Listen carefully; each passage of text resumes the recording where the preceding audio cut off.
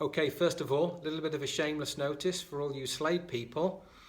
Today's Psalm devotion, which is Psalm 91, I'll give the devotion in a moment, but then later on today, and on each Wednesday of the school holidays now until September, we're going to be doing the same psalm in a longer version for 10 minutes or so on the church website, Wednesday 8 o'clock. Have a look for it.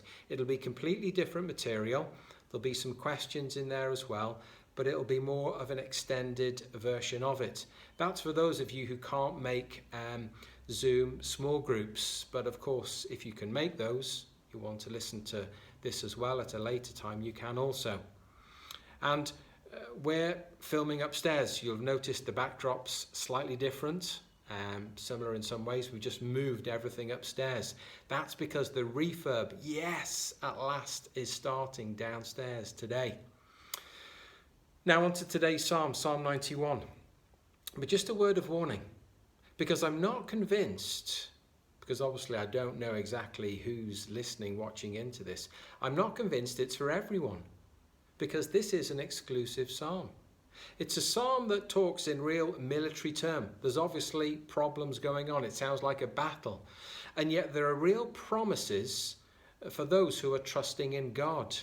There's promises of victory. There's promises of help. There's promises of rescue, deliverance. But this is why I say it's not for everyone.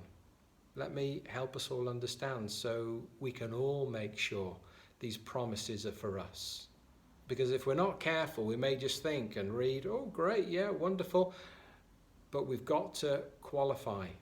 Verse 1 begins, whoever, all right, whoever does what? Whoever dwells in the shelter of the Most High. So are you? Am I? Am I sheltering in the shadow of the Most High? If so, then great. Please carry on. And at verse 2 it carries on. And whoever will say of the Lord, he is my fortress and refuge in whom I trust. So are you saying that? Can you say that? Do you believe that? Great, the promises are yours. Because it goes on a little later on in verse 9 as well.